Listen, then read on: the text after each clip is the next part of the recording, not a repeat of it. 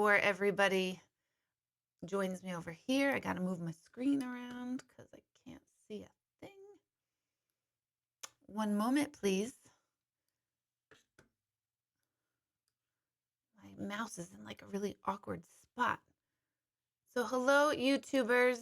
I can't see you quite yet, but once you pop on here, just type in where you're tuning in from. And if this is your first time, I'll give you all a few minutes. Those of you on Facebook, happy Monday, Samantha. I see you over there. I can't believe I can see that because I don't have my glasses on. I try not to wear my glasses when I'm on live, but I saw that. And someone Sandra can't get YouTube. This will be pleasant, me squinting at everybody on Facebook. And then YouTubers, if you see this beautiful pink behind me, let me know. Oh God, I just hit something and that's not good. Okay. Let me know where you're tuning in from so I can start to see the scrolling of comments because I can't see them yet. And I just want to welcome everyone to Monday night, 8:30. You're always finding me now on YouTube and Facebook, but I'm reminding Facebook that I only answer questions that are right here in front of me because I really can't see very well over there. So go to YouTube, Facebook, people. Let's see. How come I can't? Oh God, here we go. Oh wait, here it is. Here it is. I have your little screen. Whoop, that's not it. Okay.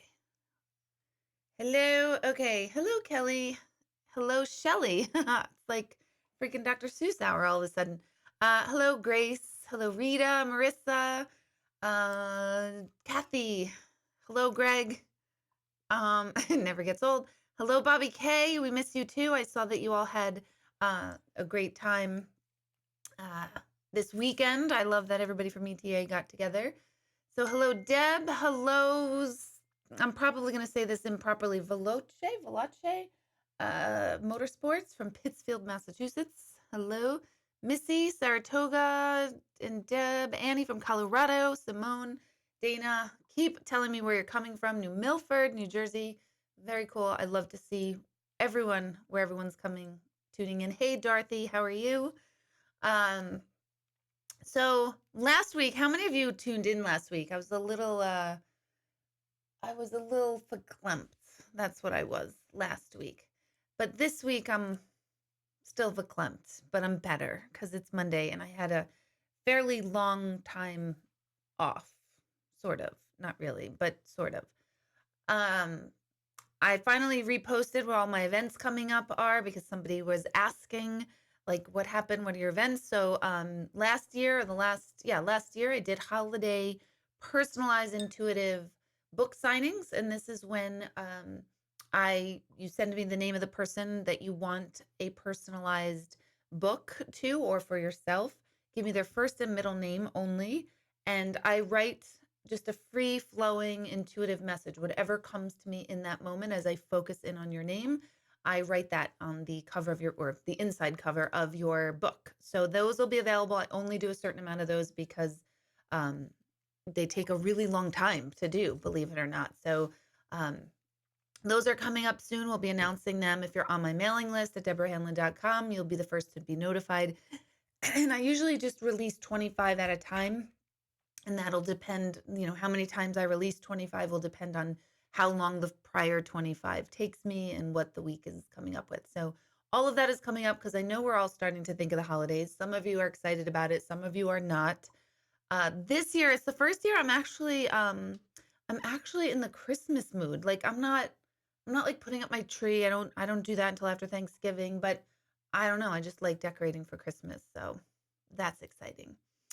Let's see. Hello, Carolyn. You like this background color? I'm kind of liking it too. It goes with all of my website and all of that, so I love it. Chrissy, hello. How are you? Let's see. Sandy, good to see you. You were tuned in. Barbara, Carolyn, thank you. Vernon, New Jersey. Mallory, I'm so glad we made different arrangements. Nicole, hello. Lisa, hello. Sharon, hello. Sharon, are you downward dogging it? I hope so. God, that sounded terrible. Let's see, what else? My other events. Poughkeepsie Grand, this is my last one of the year. So the last event, for those of you who make that always a regular thing, this is the last one. It's this Wednesday. So there's still seats available.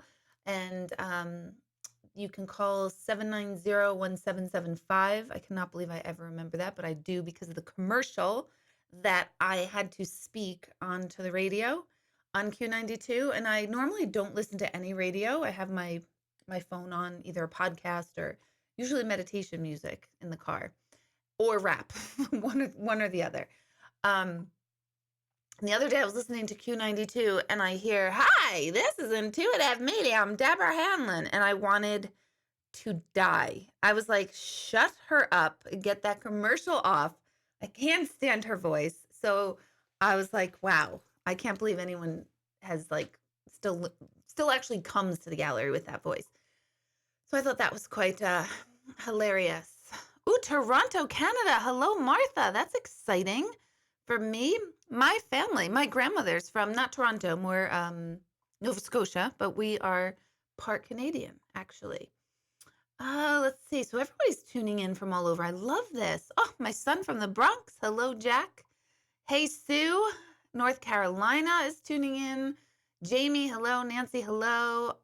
You've got me on your 55-inch TV. My God, I must look gigantic. Let's see. Hello, Kyle, Regina from Goshen, and Pam, and let's see. I think I got everybody so far.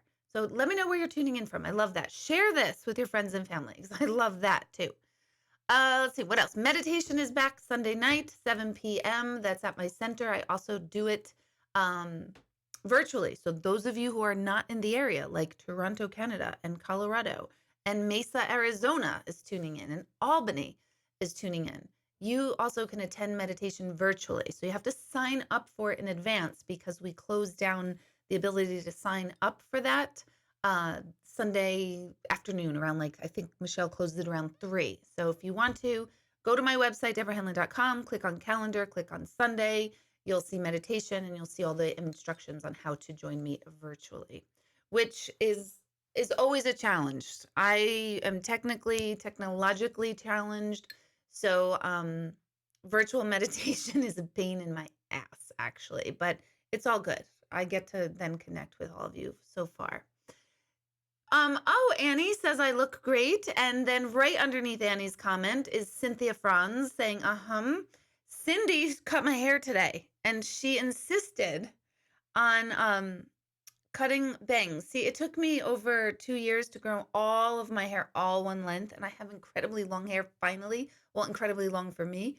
And then I was like, maybe I'll have a little bit of a bang, right? And I had it was a fake bang. It was like to here. And today she said, let me just cut a little more. And she showed me what she wanted to do. She really wanted to cut them really that short, and I was not ready for that. I was not. I almost had a heart attack in the chair. So we negotiated, and this is what she did. So Cindy, look at that. Isn't that perfect? Okay. Potted plant. Hello, Maria. Hello, Melissa. And yes, Bobby K, you can always sign up now. Sign-ups for virtual meditation are online now. So after this whole thing I'm doing here, you guys can log on and do that. Then the next workshop I have is yoga stories. Now, this is not me, and it is not, yeah, really. It's not a yoga class. It is taught by my yoga instructor, one of mine, Kelly Cam, and she does an amazing night of yoga mythology. And the way she tells a story, you just get lured into the whole story. And it's a night of introspection and reflection and relating to myths that are 2,000 years old and yet still so relevant to our lives today. So it's a class you'll learn about Hindu mythology, but you also she'll challenge you to see which character do you most relate to, or have you ever been that character and then now you're this one, and it's just indescribable. She chants, she plays it's like a little piano, but it's not called a piano. It's a cool. She said the Beatles brought it back here to the United States. I think that's what it was, or the Beatles brought it there. I don't really know. And then whatever. So it's like a piano, and she sings and she chants, and I'm telling you, my 16-year-old son and his girlfriend attended, and they loved it. Now, when do 16-year-old anyone like anything we do? They loved it. And my son actually just asked again, when is that we both want to come back again? Because they just love the stories. So absolutely check that out. Kelly is amazing. She's just like it's like, you just have to meet her. You have to meet her to really understand it. So those are coming up in November. The I didn't write this one here, but the Saturday after Thanksgiving, every year I do a gallery, private gallery at my center. There's a few seats left as far as I know. But also at this gallery, Shireen with intentionsjewelry.com comes to the center, and you have to just feel her energetic crystallized bracelets. So you can come for the gallery and then check out the bracelets, or you can just come at 12:30 till about 2:30, 3 o'clock, and she's there, and you can just check out all of the bracelets and things that she has, and the channeled energies that she will intuitively suggest for you based on what's going on in your life. So that is Saturday, the Saturday after Thanksgiving. I'm forgetting that date. I'll get that up on this for next week. It's not a sitar. It's like a little not a computer, a little piano. And it almost looks like it's in an accordion box. It's in a piano in a box. Um, and she really is amazing. So come to that. So I have a couple of things that I wanted to talk about tonight. And remember Facebook, you guys. What'd you write? A harmonium. Thank you. Yes, a harmonium.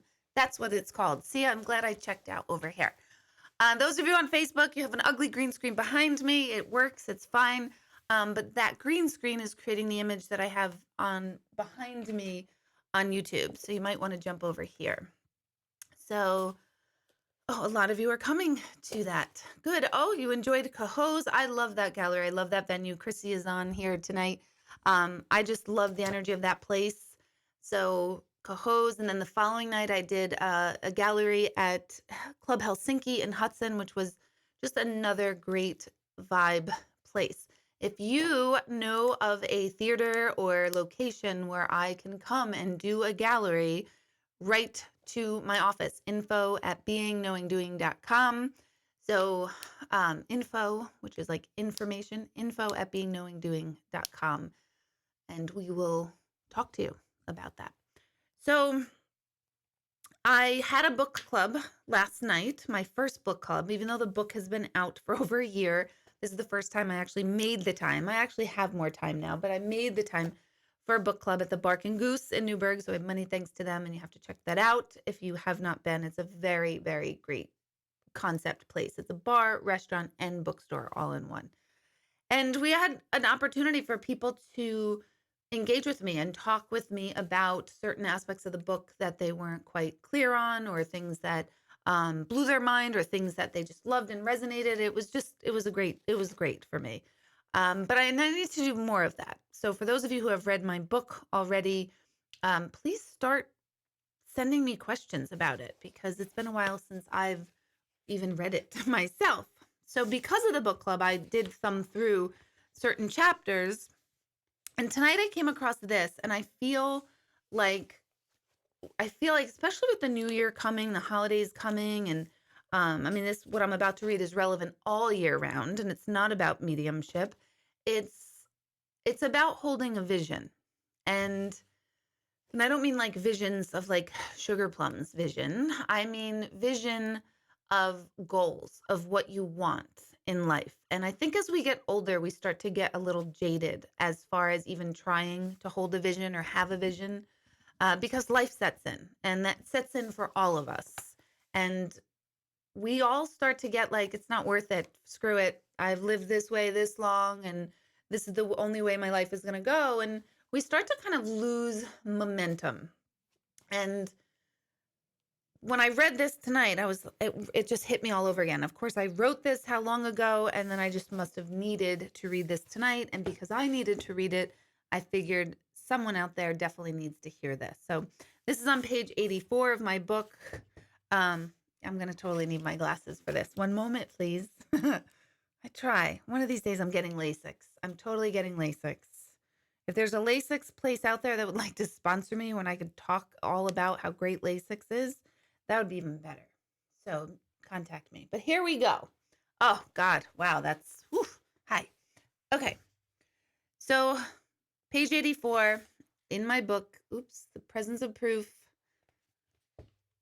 Recently, I cleaned out old gold books that I wrote when I was in my late 20s. At that time, I had 3 babies under the age of 4. I was exhausted, stressed, and not living the life I always imagined. While I was grateful and in love with my babies, they weren't all that fulfilled me. There had to be more to life. Well, as I sat in the office shredding old papers, I read a description of the home of my dreams and had so desperately craved over 13 years before, as I was sitting in that house. It took nearly 15 years to manifest this house. I cried as I had the realization I never gave up and I never lost the full vision of this home I love. I didn't wish for that house and then do nothing for it. I helped the vision. I made vision boards. I worked. I saved money. I made myself believe in my heart that it would happen. All of this was created in my tiny bedroom of our teeny house in the ghetto, where there was truly no indication that I'd ever be able to have something like it at all. It never appeared possible, and yet because I held my vision on the house, it was impossible for it not to be possible. So intend, let go, take action, and learn to be patient. That is the recipe. So I needed to read that. I really did need to read that tonight because I'm in this house and we're here 3 years and I still pull up to this house every single day and am in awe that we get to live in this home and the vision held and I even forgot that I never had this before in a way. But I am I'm in gratitude all the time for it. But I had forgotten at some point that I really didn't think it was possible, really way back. And um, I would just so much want to visualize myself coming down a big staircase of a 2-story entryway. That was always my vision. And we have a 2-story entryway. And it is just my dream house. I can put a picture of it up. We actually just put Christmas. Do you guys want to see it? Do you want to see a little bit? A lot of you have seen it. Let me see. We do have a picture, but all this stuff, I'm going to have to turn that off. One moment, please. Greg is saying, put a picture of the house up. Yeah, sure. Let's let strangers see our house. That'd be great. It's a really smart idea. One moment, please. Doop. Everything's going to go away. Oops. Everything's away. I'm seeing. One moment. Sorry, I can't talk and do this at the same time. It really is kind of difficult for me. I think this is the one. Nope, that's a picture of Greg and I. Hold on. Okay. There. Well, I'm kind of in the way. Whoop. There it is. It's lit up. And now we have some Christmas lights out on it. And we took down these and the flowers and all of that, of course, are down. But there's the outside of the house. And everyone who screenshotted it, and you're creeping me out. Just kidding. Hold on. Doop, boop, boop. I'm going to put this one back up. And this one back up. Doo, doo, doo. So the point is if I needed to be reminded of it, we all just need a vision. And it could be a vision of what health looks like. It could be a vision of what your relationship looks like, a vision of your children and their success. Just hold a vision, create a vision and hold it. And it can't not come true, but it's not the end of the story. It doesn't just happen. I mean, we worked our asses off to get this house and work on it constantly 24/7. So it's not something that's ever effortless. And I think we all think it's like just this effortless happening. And it's not. People who have things and attain things goals, dreams, they keep working it and they keep working it during the worst of situations and they just keep holding that vision. So if you don't have a vision of anything in your life, tonight is the reminder that you need to get one. It can be really, really big or it can be really, really small. Just pick a vision, something that really resonates, something that you've really always wanted, and just hold the vision. And in January, January, do I do it? Or the end of December? I always forget. Yeah, right before New Year's. I usually do a vision board class. I think I put one on this calendar. I'll tell you more about that a couple weeks from now. Um, but regardless, you don't even have to do a vision board about it. Just hold in your mind a vision of what you want and then work towards it. And even when you feel like life is sending you far, far away from it, it's not. I mean, I visualize myself coming down stairs that look almost identical to the stairs that I come down every single day. So really important. And just, you needed to hear that. You absolutely needed to hear this message because for whatever reason, I needed to see it and read it and hear it. And that means you do too. So please find a vision, hold a vision, and then just keep working towards it, no matter how impossible it feels, because this definitely felt impossible at that time. Let me just go back and see some of your comments. Will I ever do a virtual book club? I'm so bad. I mean, I could do it here. Yeah, here I don't have virtual or technical problem. Well, I do. You guys have seen me here, but I usually have Greg be able to come swoop in and fix it. But at the center, it's a little bit different because I'm doing it off of my laptop. So I don't have all the equipment that we have here at the center. But yes. Hello, Trisha. Good to see you. I'm liking the pink too. I'm liking it. Hey, Deborah. Hey, Bonnie. Your second time. There got a lot of winks working on self-connection. That's awesome. Bonnie just joined virtually too. Oh, Trisha, good. You joined over from Facebook. See, I'm able to answer your questions. Facebook people, I love that you're still on, but come on over to YouTube.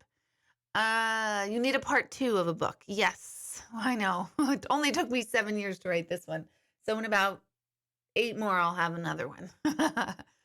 Marissa, laser eye surgery. I need to do it. Apparently I have dry eye and I can't, but I don't know. I'm going to hold the vision to have vision.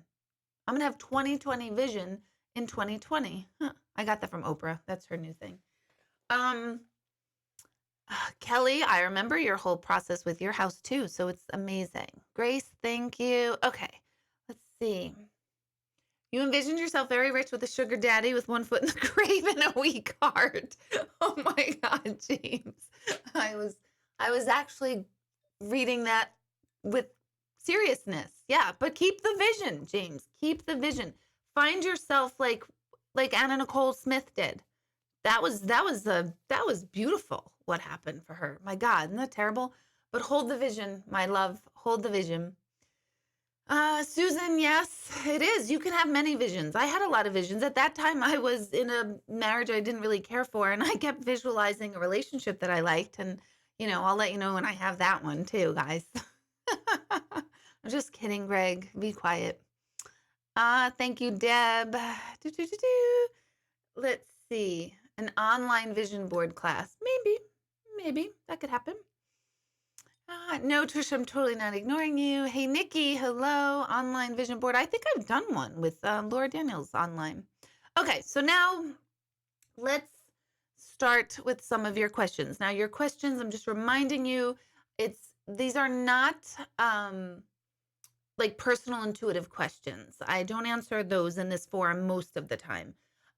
These are more generalized things, stuff you had questions about, stuff you've kind of always wanted to ask. I know, Susan, you have a book full of questions. So by all means, go ahead and ask any one of the ones that you didn't get to last night, which I do need to post a picture of your book. I know you posted it on Facebook, but I think I need to repost how many notes and everything you wrote up in your book, because that was a dream come true, to have me see someone really go through my book with a fine-tooth comb and to hear people say like, wow, I'm really enjoying your book. I have to tell you, it's really weird because I'm like, really? You like it? You do? Tell me what you like about it. Like, what? I do want to know, and it sounds like I'm feeding my ego, but I do want to know, like, what is it? What is it? What's grabbing you? Because then that'll give me um something to focus on for the next book. I am thinking of doing a daily, like a daily, what do you call those? Like devotional, a daily devotional, like every day, something to read to inspire you. I am thinking of that. Cindy, my hair's feeling a little weird right now. I look like I'm balding. I'm a little scared right this second. What's happening? Okay. Um, Nancy, $3 million is an excellent vision, and I'm gonna get 10%. I'm just gonna ask for 10, just because. Uh, Drinking my hibiscus tea again. I do not. Missy you wrote, do you know of and what do you think of Sloan Bella? I don't know anything about. That's a name I haven't heard. So I don't know if she's a medium or anything, but that's a name I have not heard yet. So I think she's great then because I don't know her. So I can't not think she's great unless she's like a serial killer, and then that case I feel sad for her. Yes, Susan, go get your book. Oh, hello, Amber. You were on my mind all night after we left. Truly, truly, I loved your energy. You loved the book club meeting last night. I'm trying to write my own book, and this could be on my vision board. If anyone here is interested in getting help writing a book and having somebody help you with the steps and self-publishing, please contact my publisher, Carol Pesch. That's Pesce. Like, I think it's like Joe Pesci. I think it's spelled the exact same, but Carol, Keryl. Or just email me and I will connect you with her. But she is, I always say she's liquid gold, this woman. So she would be more than happy to assist you on writing that. Just so you know, when I get distracted, sometimes it's like I'm distracted and I didn't take my Adderall today. And other times I'm distracted, it's because I'm trying to finish your sentence and read your stuff at the same time. So let's see. How do you get my book, Susan? You can go to Amazon and just type in Deborah Hanlon. The name of the book is In the Presence of Proof. And I called it that because I always say I am in the presence of proof. There's the cover. I am in the presence of proof of an afterlife every single day with everybody I sit with. And I do think, yes, Janine, I'll be writing another book, but I have no idea when. But a devotional that's pretty much already written. It just needs to be edited. So I got to contact my editor again. Aisha, hello. Have I watched Feel Good on YouTube? I have not. It's another one I don't know. And Missy, okay, she's a medium. I don't know of her. I'll have to look her up. Although, you know what's funny? People think I'm being funny when I say this, and I'm really not. I don't find mediumship interesting. Everyone always says, like, do you watch Medium, or what's that one, Ghost Whisper, or John Edwards and all that? I don't at all. It's kind of like if you're a nurse, do you watch shows about hospitals? You probably don't. You've probably had enough of hospitals. So I'm not interested in it, which is really hilarious. I'm not interested in that way, I guess. I used to be. And then I do it too much, and then I'm not interested. Okay, Maria, this is a great question. Thank you. Let's see. Let me move this stuff down. Whoops, that's not in a good spot. Let me move that up and this there. Okay, so Maria's question, for those of you on Facebook, how do some of us get through the holidays when the ones we love have transitioned and we miss them? The holidays are the worst. And well, every day is the worst. So I shouldn't say just the holidays, but the holidays, everyone and every social media and every commercial and we're just inundated with this idea that everyone is just having this amazingly connected, warm and fuzzy family time and together time. And we have to sometimes remember, like, that's not necessarily the full truth of everything. And I think we all need to be reminded that, and not just about grieving loved ones, but during holiday times, yeah, we work really hard. And I have to say, mostly women create the holidays and make the holidays happen. We're the ones who decorate and typically the ones who cook and the ones that buy all the gifts and wrap and do all of that stuff, all of the planning, ask the kids what they want. that really falls down on women's shoulders, which is bullshit, but it's the way it happens. But anyway, um, so we have to remember that in this time, we all feel very overstretched, overwhelmed. Yes, that might be balanced by enjoying being in our home, but most time we're all on autopilot and we're just doing what we think needs to be done, and we don't typically do what we really want to do. And that's why I do love the holidays, because I know I don't have to do any of it. I do what I love, and then everything else falls by the wayside unless one of the kids or Greg or anybody wants to do it, they can. So remember that the holidays aren't really just this amazing time of year for everybody. They're actually quite lonely, quite sad, quite anger filled when we go back to our families and the dynamics start getting mixed up again. And then we realize, oh, now I remember why I only see my family once a year and all that stuff. So keep it in perspective, that no one's really sharing the blowouts that they had on Instagram. Everyone's posting their homemade cranberry shit and all that crap. So, and they're nicely wrapped presents and whatever. No one's showing the tantrum and the meltdown of the kid that didn't get the right pajamas and all that stuff. And in addition to that, there's not, some people will say, oh, like, create a memory book to make you feel better. I don't know that would make me feel better at the holiday time. So it really comes down to the individual and what works for you. So do what feels right. Does it feel better to be with people? Then be sure to be with people, but be with people who you actually enjoy being with. Maybe it's a time to go, no, I don't want to be with people. And I really need to honor some quiet time and time away and not having to pretend I'm so happy. So it really comes down to the individual as to what to do. I promise you, your loved one's energy is around you during the holidays. We usually feel them the least around these time, the holidays, the dates, the anniversaries, the birthdays, because we're missing them. The missing them is heightened. Let's put it that way, because you're missing them every day, every minute. But it really 100% comes down to what feels right to you. And you have to go inward and honor that. And the people around you have to honor that as well. Grieving in a family dynamic is the worst because everyone is grieving differently. Everyone is on a different page. Some days people want to talk completely all about their grief, yet they talk to a family member who doesn't want to talk about it at all. So it's such a awful, awful, awful dynamic all year round. And at the holidays, just really, really, truly pay attention to what's going to work best for you. Okay.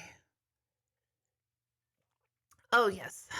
Cindy, I am a hair player. Did you not know that? Everybody made fun of me in the DR, in the Dominican Republic retreat, and all of that. They made fun of me for how often I touch my hair. Now that I have long hair, I'm happy. Okay. Harold, you have it. You just need to get it signed. That sounds good to me. And you could always bring your book any event that I'm at or meditation, and I'll gladly sign it. By the way, talking about vision, everybody, as a kid, I envisioned doing autographs over and over and over and over and over all the time. I pretended. I was always known as Debbie as a little kid, never Deborah. I never went by Deborah, which is really weird because I feel like so not a Debbie at all. I'm totally a Deborah. It's just one of those things. But I would write Debbie Hanlon all the time, and it had to be Hanlon. It never could be, any other name. I never changed my last name before. Well, that's not true. I eventually did, and then I didn't. But it's just talk about holding a vision. Okay, Susan, when people think of you, they enter your energy field. How do you know when this happens? Oh, yes. Most times we don't know. Hold on one second. Back's killing me over here. Okay. Most of the time we probably don't know. But when someone enters our energy field, meaning someone's thinking of us or thinking about calling us or thinking about an old memory of us, whatever, it's kind of like, I'll use the analogy of like a drone. we imagine our thoughts are like little drones and we send them out. So the minute you think of someone, your thought drone hovers and goes over to that person's energy field, alive and deceased. I think I talked about this last week actually, or 2 weeks ago. If we think about an octopus at the bottom of the ocean right now, your mind went to a particular octopus at the bottom of the ocean somewhere, and that thought drone is headed over to that animal. So that's basically quantum physics in a nutshell. So sometimes we pick up on that and something pops into our head and we just go, "Oh my God, I'm just thinking of Sue today." And then 20 minutes later you get a text from Sue and you're like, "Oh my God, I was just thinking of you." That's how energy is showing up into our field. It kind of like comes in like a thought drone and it hovers there. And sometimes we get the memo and we go, "Oh my gosh, there's a thought drone here."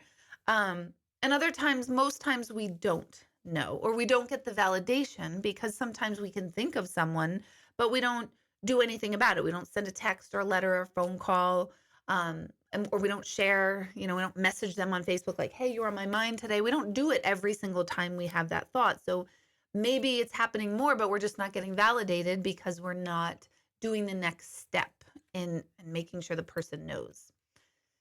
So that's how you know. But other times when someone pops in your head, you could say, "Wow, you totally just popped in my head." Um, and it's either you're thinking of them and you're popping into their energy field or vice versa. So it's a hard thing. You're not going to know every single time. Nobody is. Nobody anywhere. Not even Edgar Casey will know, when someone's popping in their energy field. See, Janine, exactly. You're a nurse and you don't watch those shows. Exactly. Oh, Dorothy, I loved Dr. Brian Weiss. I've been regressed by him. Um, His books are phenomenal. He's one of the leading experts. The woman I always recommend to everyone, Carol Bowman. I'm pretty sure I recommended her to you, right, Dorothy? She's in Philadelphia, but she studied with Brian and knows Brian well, as far as I know. So, yes, I know Brian Weiss for sure.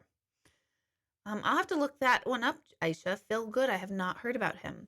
Oh, for those of you who know Greg Braden, Gregg, Greg, I adore him. Like, whoa, adore him. And the other day on his Instagram page, he had a picture of himself, Bruce Lipton, Dr. Amit Goswami, and oh my God, who was the other person? Bruce Lipton. I gotta look it up. It's gonna make me crazy. One moment, please. One moment, please. The do is the one moment, please sign. Gregg. There he is. Okay. It was Elon Cohen, Dr. Bruce Lipton, Joe Dispenza. Of course he was there. All in one photo, right? I'm gonna show you. It's kind of bouncing off. All these amazing scientists in the field of neurology and biology, consciousness.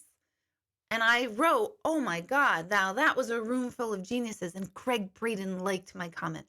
So I know Greg Braden likes anyone who comments on his stuff, and he has like 4,000 people. It's amazing. But it's very exciting when someone you admire acknowledges your comments. So that thrilled me. That was like my thrill of the day. I was saying to my son, Ben, we were at lunch. I was like, oh my God, Greg Braden. He just likes my post. And he was like, "Who the hell's Greg Braden? Who cares?" But that was excited. What made me think of that? Oh, feel good, multi-dimension stuff. Okay.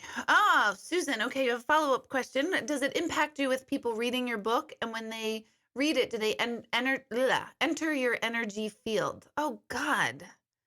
Yes, they do, which is why I'm so fucking tired all the time. Yeah, they do. It's actually that's such an honor, though.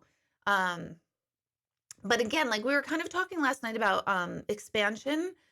It's I might get the memo, but I might not. It's usually I would probably not get the memo, meaning I would not be aware of just random people who are reading the book.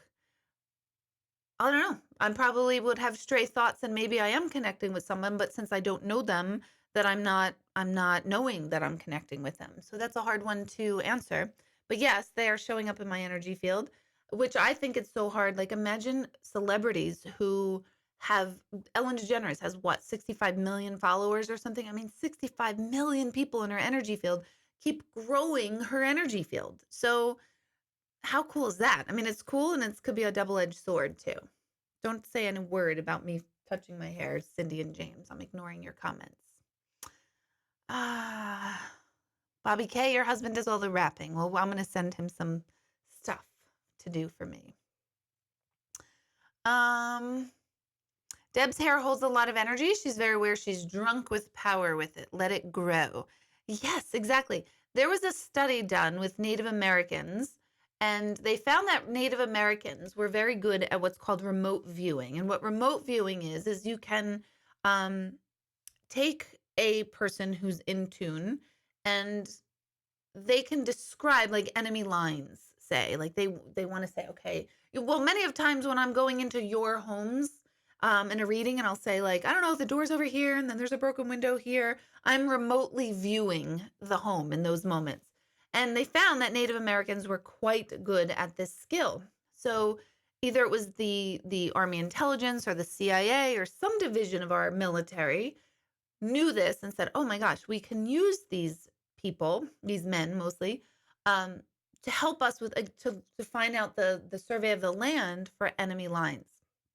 But what they did is once they had them enter the military, they had them cut their hair, and they found that they could not do it without their hair because their hair actually does have everyone's hair does, but they just know this, and this is intuitive, and this is a part of their whole thing. And they really did not want their hair to be cut, but because it's the military, they had to. And they lost the ability because their hair actually picks up on vibration as well and was able to help them feel their intuition. So, hair in many, many religions and cultures are super sacred and spiritual, and there's a bigger reason for that. But you're not going to see me go crystal galing it and all of a sudden be down by my ankles. You're not going to see that. But I always find that cool because in the movie Avatar, the whole connection with the animal that they would like ride on, remember they connected their hair, and I just find that to be an intriguing concept because hair is absolutely a very spiritual uh, accentuation of us. Okay. Let's see. I'm just filing through here. Yeah. You want to be punished and go to your room? What happened, Nancy? Why? I missed that one. And I only answer generalized questions. I don't answer personal intuitive questions in this format. Um, so yeah. So Kelly's saying, do you think when little kids dream about loved ones who passed, it's a wink or a visitation? I definitely think it's a visitation. Yep, absolutely. Again, visitation dreams are you know it's a visitation dream when they feel good, they say hi, they're happy, they're healthy, they love them, they're around. They're not scary or disconcerting in any way. Anything that's like more leaves you upset as far as they didn't want to talk to me or they were angry with me or um, they didn't know they were past. Those are more what I always call projection dreams, which is a projection of some sort of grief or anxiety going on in your life. Either grief about their passing or just grief and anxiety in general will show up a lot of times on past relatives who have passed, even ones you don't know. You could have a terrible projection dream with a great grandparent you never knew, but it's really just trying to highlight the fact that there's something that's causing you anxiety or sadness. Um, Aisha, do you think people are affected more on the full moon? I think because we all created that awareness, like it's full moon and everybody's like, oh, full moon consciousness. I think that itself accentuated. Now I know in major religions and indigenous cultures, the full moon is a big, big time. I don't follow the moon patterns very often. I mean, it looks pretty, but I don't know anything much more about that. But I think my view of that would be that it's so much in our collective consciousness because everyone's talking about it, especially now with social media, and we could say, "Oh my God, there's a new." We know when there's going to be a full moon 85 years from now. So we're all very much plugged. We're not all, but we're very much plugged into the full moon concept. Um, And I know, like, when people say, "Oh my god, everything's so crazy," but I feel like everything's so crazy every day, right? Like, everyone goes, "Oh my god, it must be the full moon." But if you really think about it, like, there's some crazy shit all the time. All the time happening. So I think that is kind of like a psychological plant that's been put into our heads, and therefore, if we believe something, we're just gonna replay it. That's my take on it, but I know many people would have a completely different, um, belief about it and, burn me at the stake for just saying what I did. Let's see. What do you do when you feel something is the truth, but there's no way to confirm? Like if you ask to find out, but the answer is not what you feel. That's a great question, but I'm assuming that you're talking about someone who's still here, still physical. Um, so just confirm with me, like clarify your question, just so I'm answering it properly, and then I'll come down to your response, and we'll get back to this question. So I'm taking it like somebody here, but maybe that's not how you're meaning the question. So I want a little more clarification, and I'll scroll down to it. Oh my God, Dorothy, you have to tell me how it is. I'm so excited for you. So excited. All right. When you're doing these online chats, do you get a lot of our loved ones trying to get your attention? Nope, not at all. They know it's lights out, close the door. Anytime I'm not specifically open for mediumship, I'm closed for business. And I know a lot of mediums talk about, no, it bothers them 24/7. I do not have that problem. I love to not have that part of my mind focused, because for me, mediumship is a different shift of my focus and attention, and it's an on off switch. I do it and then I don't. And I only do it for public galleries and private sessions. That's it. I never ever read anybody in public for a few reasons. One, I never want to make the assumption that people believe this, because I think that would be rude and wrong of me to assume that people would want to hear information and not consider their religious beliefs around this topic. I think that would be terribly rude and very inundating in someone's energy field. And I, um, I also, to be totally honest, definitely don't want to, say something, and then that person wants me to like talk to them for like 25 hours, and I'm in like the milk aisle and Stop and Shop. So I don't do it unless I'm at a session or at a gallery. Bobby K, you love my scarf. Thank you. Someone thought the other day I was wearing it, and someone thought it was Iron Man on the scarf. And I was like, they said, "Oh my gosh, are you into Marvel?" And I was like, "Who's Marvel?" And they were like, Iron Man." And I was like, "Oh no." I mean, I like the guy that plays him, but no, not into Iron Man. I thought maybe she like thought I was someone else. And she said, "Oh, I'm sorry. I thought that was Iron Man on your scarf." And then I was like, "I'm probably never gonna wear the scarf again." But it's little Buddhas. Oops, where are we? Little Buddhas all over it. Big Buddhas. Yeah, that's the scarf. So thank you. Um, is it possible to have someone's past loved one trying to communicate with you if you've never met them while we're living? Absolutely, 100%. Sometimes it's somebody that you're like, why would they reach out to me? Why would I feel the energy of my coworker's mom? Like it doesn't even have to be friends or family or immediate friends of family. It could be someone random. It could be your boss. It could be the sanitation people who take your garbage away. So it could literally be anybody.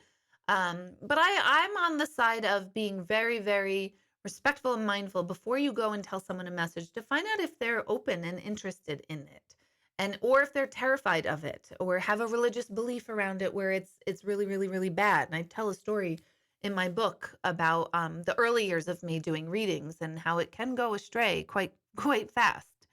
So you don't want to I don't think it's ethically right at all to make the assumption that someone would want me or any medium to go up to them in public.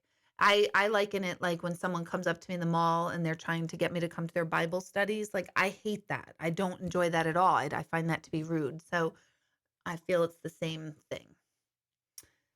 Let's see. Thank you. Thank you. Like dog whiskers, the hair. Yes, exactly. Um, Maria says she senses that I was a Native American in a former life. I did do a regression. That one was either with Carol Bowman, who we mentioned before, or Brian Weiss, who we also mentioned before. And I was a Native American and I was scalped. I was around 13 and I don't remember why I was scalped, but I was a Native American getting a scalped. I wasn't like the white man or anything. And I've always felt terribly uncomfortable around any Native American artifacts. Like they creep me out. Feathers freak me out. I was just telling the book club last night. I think it was a book club. Um, that dream catchers. I've hated dream catchers my whole life. I'd be like, oh my God, I hate those things. I don't know why anyone likes them. They freak me out. But about a month ago, I was in Home Goods and I found the most gorgeous dream catcher, but I'm going to take a picture of it. I know I always say I'm going to take a picture of it and then I post it, but I'm going to take a picture of this big giant. It's giant. It's a huge one. And it is so pretty. And it just, I don't know. It's the first dream catcher I've ever liked and I bought it. And I have it in our room, but Greg hasn't put it up in the right spot yet. So it's kind of hanging in a spot that doesn't look right yet. And I know he's going to defend himself and say that I didn't bring all the stuff up and he'd be correct. I don't know quite where I want this. So simmer down, Greg, simmer down. Let's see.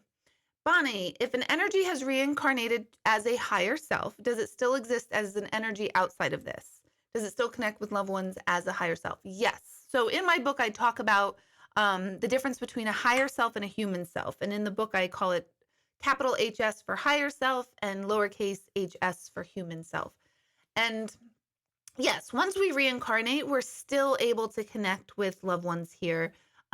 Carol Bowman is the one who always told me that studies have shown that it's very unlikely for an energy to reincarnate within, I think it's a generation or two. But there's also studies and true proof of reincarnated energies within a 9-month time frame. So it definitely happens, but it's mostly unlikely. So yes, we can always connect with someone who's passed because there is a reincarnation doesn't mean you're literally that person again.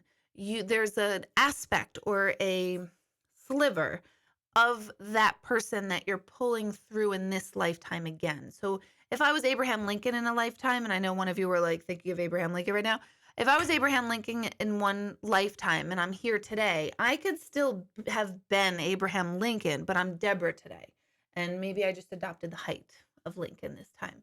So everyone always kind of associates it as a literal, I am that person again, but you're really just picking up a sliver of that other person, but you're still a new and totally new, unique human, whoever you are right now, with aspects of all the other energies and souls that you have reflected with or emanated all those other years, all those other lifetimes, I should say. Oh, Kelly, that's beautiful. Hello, Renee. Let's see. How do you stop people from entering your energy field? Well, one of the visuals I do like that I forget who taught me this one. It might have been James von Prague. It might have been, but I'm not sure. But to visualize that you are in a bubble, but on the outside of the bubble, there are mirrors that are facing outward so that the people who are coming to your energy field, their energy is reflected back to them and they kind of stay out of your energy field. So that's one way. I really do believe, and I'm not really superstitious human being. I'm not ritualistic, except when it comes to lemons. I swear by these things. When you don't particularly care for or resonate with a particular other human on the planet, and instead of saying we don't like someone or we hate someone or they're gross or they're bad, I want people to start saying, like, you know what, my energy and their energy just don't match. We don't resonate. That way, no one's the better one. No one's good. No one's bad. Because the minute we say we don't like someone, our posse, our group is like, I must not like them either. But you don't know. Maybe you do. So resonate and not resonate is a much more nicer way of being like, yeah, our energies don't jive, and energies can totally not jive. That's fine. So if there's an energy you don't jive with, you write their full name. If you don't know their middle name or last name, that's fine, but you write their full name on a tiny piece of paper, and you hold that piece of paper in your hand, and you focus all of your energy on their energy and who they are. And you can think about the things where you don't resonate with, things you don't like. And then you cut a slit, an X in the top of a lemon. I know I sound nuts, but do this. I swear by it. You cut a slit in the top of a lemon, and you fold that piece of paper up and you stick it into the lemon and kind of get it all the way into the center of it as much as you possibly can. And you throw that lemon into the back of your freezer. Sounds crazy. What it does is it freezes the energy field of that person from your energy field. It does not harm that person. This is not creepy voodoo. We're not setting bad intentions like, oh yeah, let that person just drop off the face of the earth. No, don't do that.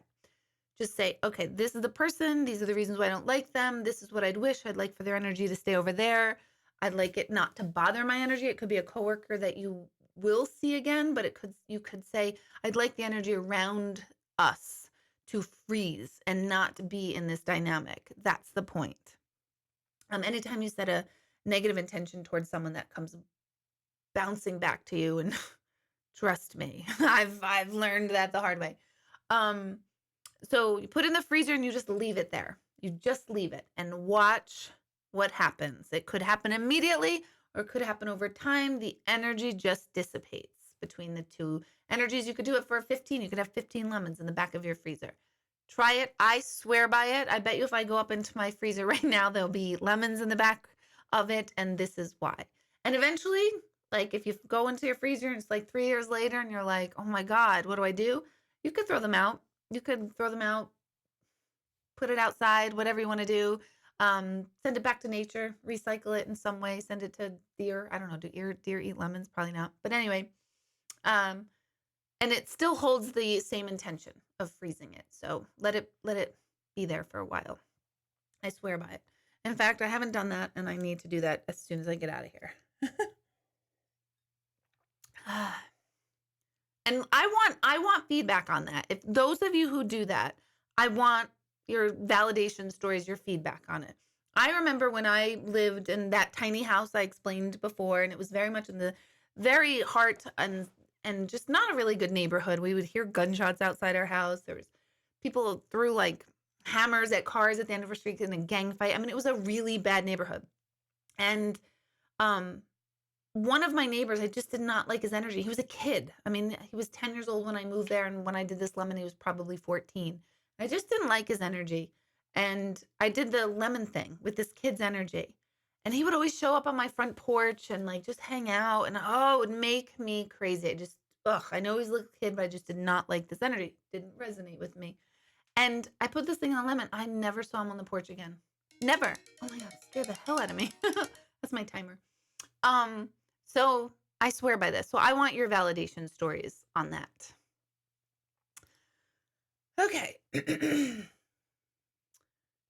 Okay, so by changing a behavior, you impact 3, some say 7 generations past and 7 generations in the future. Does that mean that a future soul connected to you will not come to experience that lesson? Possibly. Yes. Possibly, yes. So did I do this with your group? No, I did this on a retreat in the Dominican Republic. So I do this often actually at my retreats, where we have a photo of ourselves when we're younger, any age younger, like under 10. And we see our little girl or boy self, and we talk to our little girl, boy self, and we let that little person know about everything that's coming in their life. You kind of give them the blow by blow, like, hey, it's going to be really fun, and then this is going to happen, and then you're going to really succeed here, but then this person is going to betray you, and then this is going to happen. And, just you lay out your life up until that point, and you tell that little you that it's going to be okay. And you're going to get through all this stuff, even when you don't think you can or will, you're going to get through it.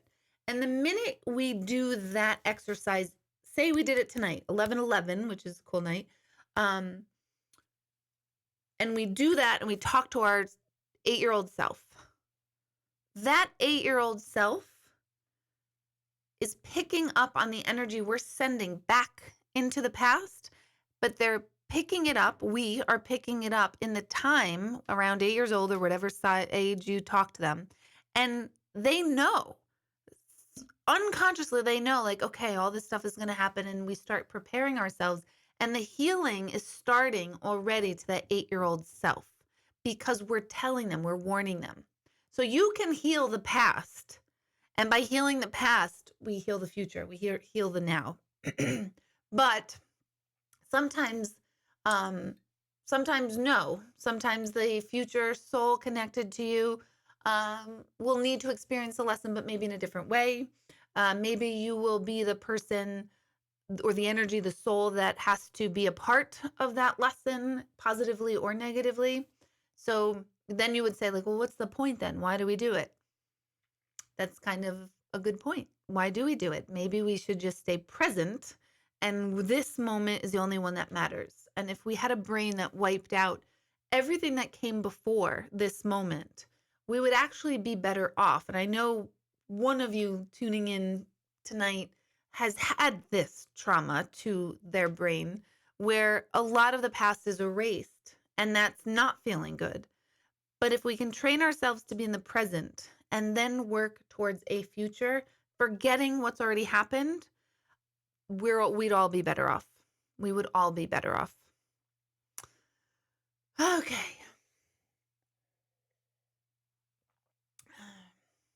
Yeah, Robin, I knew a nurse was going to say this because Aisha's a nurse and asked the question about the full moon. And I know nurses always say, no, full moons, the hospitals are crazy. So I could be totally wrong, but I think I don't think that yes, I think we're affected by the moon, but I don't think it's really the moon. I think it's the collective consciousness that everyone's talking about the full moon, which amps everybody up.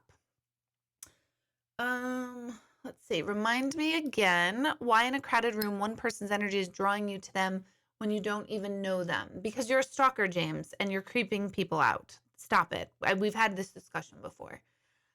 I had to. You said you wanted a sugar daddy. So remind me again why in a crowded room one's person energy is drawing you to them and you don't even know them. Could be many reasons. It could be they like your height. They could have seen the picture of your butt on Facebook the other day that you posted. They could see your artwork. They might already know you. They just might like your personality. You might remind them of somebody else. It's hard to say. If none of those things make sense to that person and they're just like, I don't know what it is about you. It could be soul stuff. It could just be that your energy is resonating on a really good vibration, on a harmony level instead of a cacophony, right? So we either harmonize with energies around us or we're like just this noisy sound bouncing off of each other. And we're all like these little musical notes, and together we could create harmony or just noise. And that could change, just like anyone playing a piano. You could play beautifully and then hit the keys wrong. So at any moment, we're either in harmony or discord. Okay, Jean. Yes, in real life. Okay, now I forget the question. Hold on, let me let me roll back. Okay, is it possible to have someone pass the one trying? Nope, that's not the one. You had another one before that. Yeah. What do you do when something is the truth, but there's no way to confirm? Like if you ask to find out the answer, it's not what you feel. Okay, so if the person is still here in life and otherwise, it depends on what it is. I mean, if this is somebody, say, in some sort of addiction situation or abuse situation, and otherwise, and their true safety is at harm, you have to really go by your gut and say, listen, I really, really don't feel this is true. And you have to listen to it. If you really feel they're unsafe, you're just going to have to speak up, because sometimes people are in denial, or they are enablers, or they're just in a situation they don't think they can get themselves out of, or feel shame or guilt attached to whatever they're doing. If those are not the case, depends who they are. If it's your child, it's one thing. If it's your neighbor, it's another. So you really have to just go inward and see, like, is there an agenda on your side that you need to speak up and confirm the truth? Is there a part of you that needs to be right? And there's nothing wrong with needing to be right. The only thing wrong with needing to be right is not admitting when you need to be right.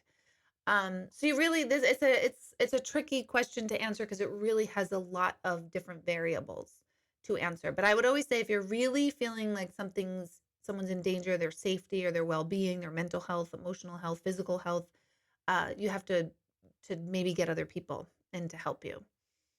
So I hope that answers that.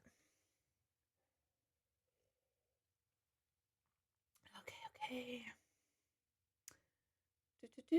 Hello, Donna. Donna, where in the world are you? Oh, Donna. Wait, I'm thinking of different Donna. She's a travel agent, and every time I see her on Facebook, because she's always posting all around the world, different Donna. Okay.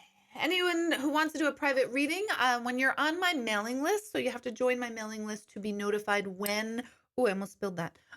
When we're opening the calendar. We usually open it mid-month for the following month. So in the middle of November, soon, probably some point this week, Michelle has it scheduled. I don't know. Michelle does that. She's totally in charge of that. But when you're on the mailing list, you'll get the email that will remind you when the calendar opens. And then if she says she's opening it at 7 p.m., make sure you are on that computer website at 6:59. Refresh the page, be ready to go. Her tip to everyone is not to get picky and choosy with the date and the time, which I know is difficult. She says just grab one because by the time you decide if you're free that day, it's already taken. So that's the craziness with appointments. And there you have to be on my mailing list. So go to deborahhanlon.com and you'll get on my mailing list. When you join my mailing list, it's really important. Everyone says, I'm on your mail. I signed up. You get a confirmation email to confirm, like, did you in fact really sign up for this? If you do not confirm that email, you won't ever get on the email list. So you have to sign up, then look for the confirmation email. And then once you confirm that, then you're on it forever until you take yourself off. But you don't want to take yourself off, of course. Okay. Nancy, your oldest has psychic abilities. Do you have any suggestions to discuss with her? I would put her in meditation. I would, how old is she? Remind me, I think she's like, God, how old are your kids now? Is she 14 already? Could she possibly be 14? I don't think so. She can't be. Maybe 12, 11, 12, somewhere in there. Just let me know. But I really wouldn't push it very much at all, especially around those ages. But meditation, philosophy, yoga, anything very calming and settling, teach her the art of visualization.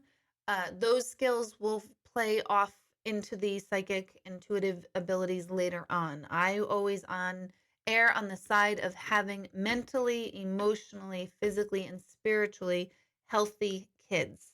I know there's a lot of psychic kids classes in the area. I've never been to one, so I can't speak as to what happens at them. But I'm on the fence as far as how to develop those things. So I've never attended one, so I can't say like they're bad or good. I definitely won't speak poorly of them, but I do think that there's a fine line, especially when you're dealing with young kids with this. I think a lot of times parents want their kids to be more psychic than they really are. And this scares me because parents will say, tell them so and so, tell them who came to visit you last night. And they're like, they're not interested. So I'm always cautious when it comes to intuitive uh, dispositions with children. I think it should start working on the meditation, the discipline, the yoga, different philosophies, different religions, or really dive deep into your religion if it's resonating with that child before you even want to do any sort of um, actual like psychic anything. I don't think any of that should come until you're probably like 22, 23, 24, someone in that age range, I think is much healthier to start. Okay.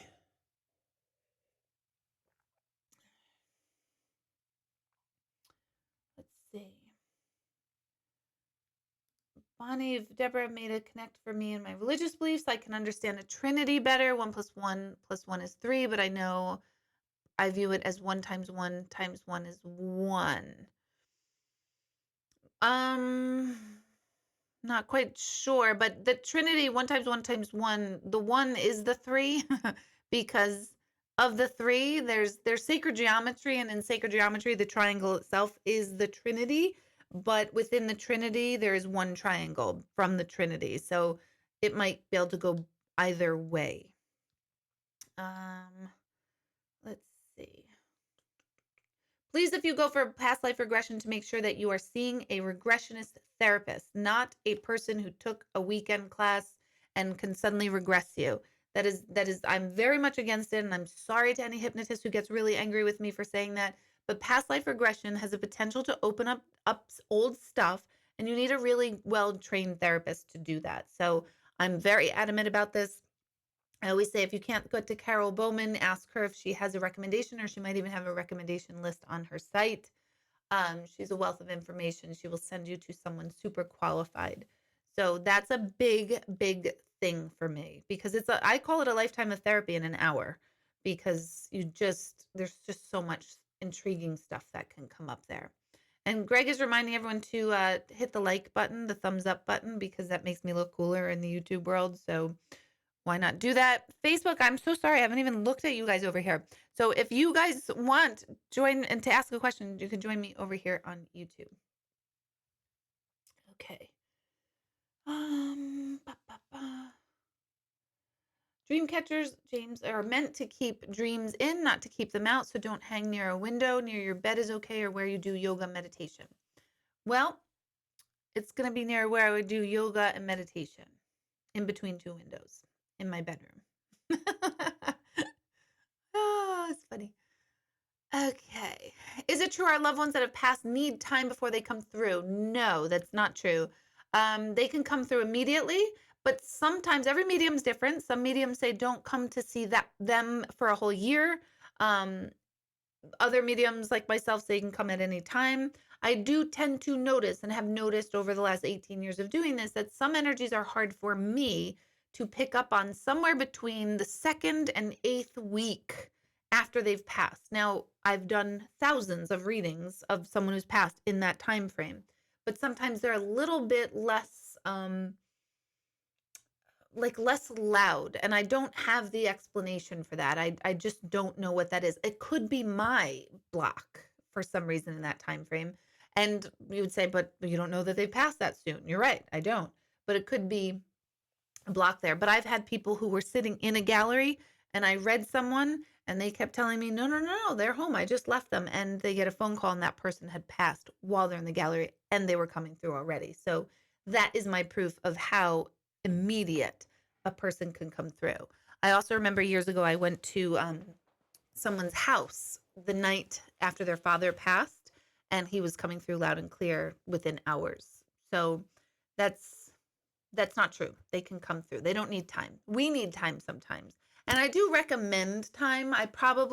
If someone called me now and said, could you do a reading? My so-and-so passed yesterday, I would not do it. I would not do it at this point.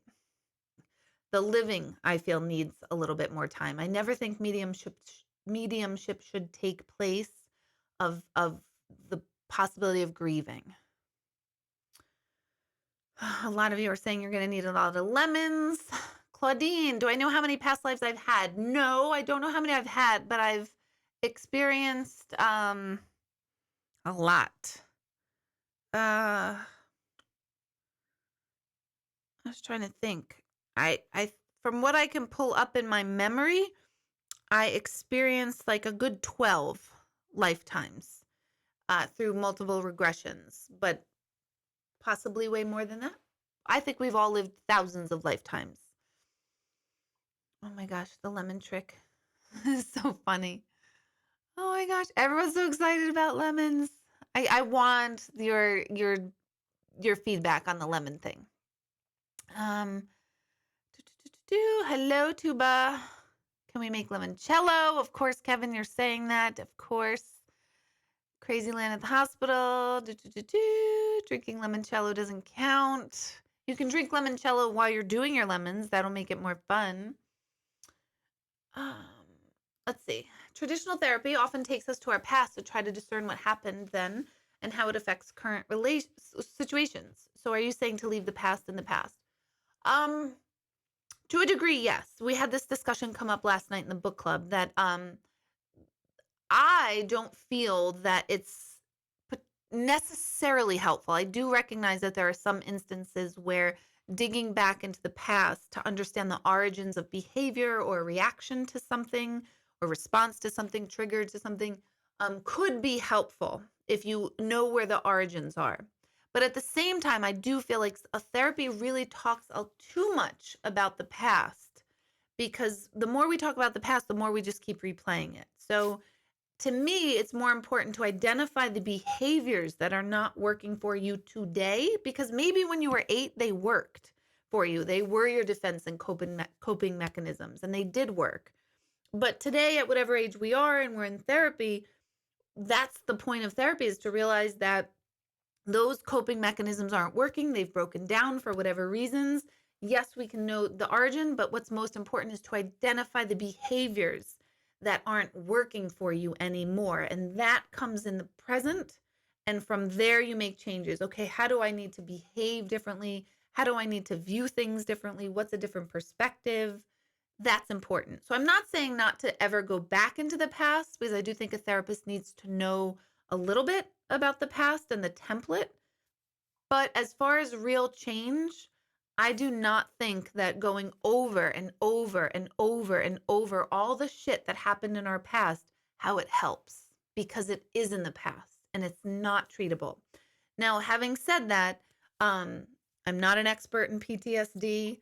That would be a whole other realm. So if there's major traumatic experiences as far as being abused or raped um, or just traumatized in any very, very severe way, I'm sure true experts would say something different. So in kind of our generalized therapy, the fact that we're like all feeling fucked up, I would say that it's really not so crucial to know where the behavior comes. Also, sometimes, like we mentioned last night, you can dig and dig and dig and never find something. So maybe it's because it's completely unconscious.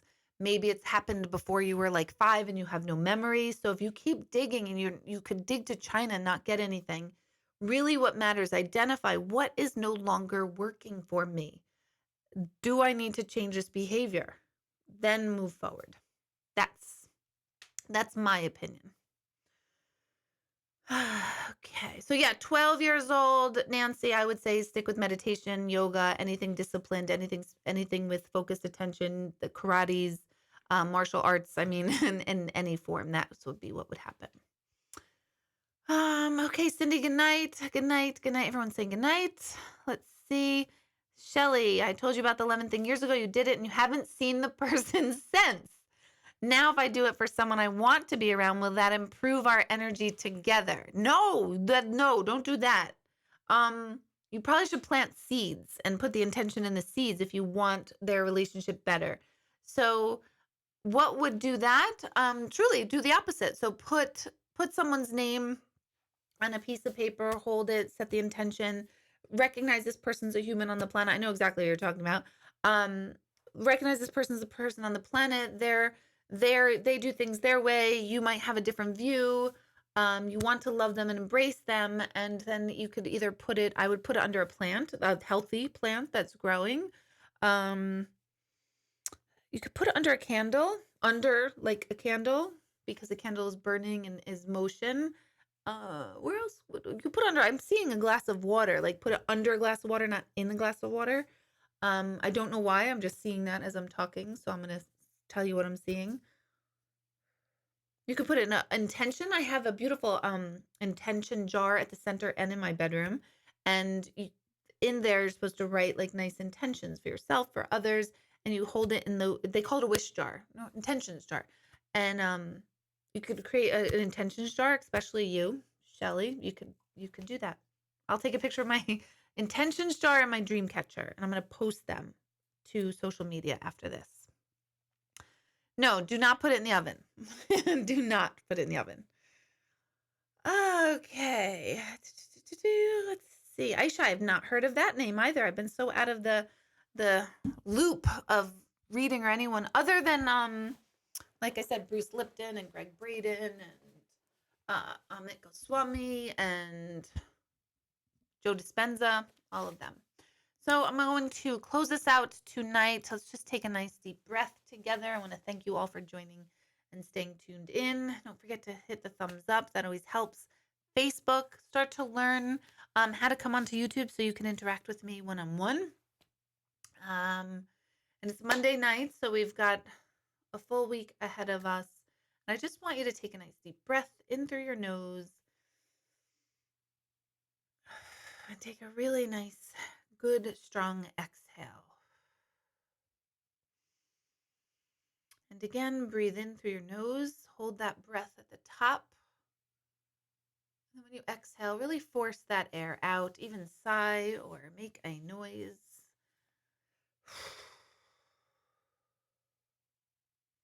Before you go to bed tonight, make a commitment to yourself to do 3 to 5 minutes of stillness in any way, shape, or form. Just stay quiet, focus on your breathing. If anxiety or thoughts come up, just notice them and control it with your breath, deep breaths. You can count your breath. If you breathe in at the count of 3, then you hold that breath at the top and exhale at a count of 3. If you breathe in at the count of 6, hold it at the top, breathe out at the count of 6. Do it in your own rhythm. There's no right or wrong. There's just the way it's how you're breathing. So you're going to get into your natural flow of your breath and allow all of your energy to just relax and become aware of your thoughts and your body and your breathing. And already notice that breathing just naturally calms your body. And continue that for a good 3 to 5 more minutes so that you are ready when you go to bed. Your body will be ready to sleep and you'll go into a very deep, deep sleep. So I'll see you guys all next Monday night. I hope you all have a fantastic week and I will see you later. Thanks. Or maybe meditation.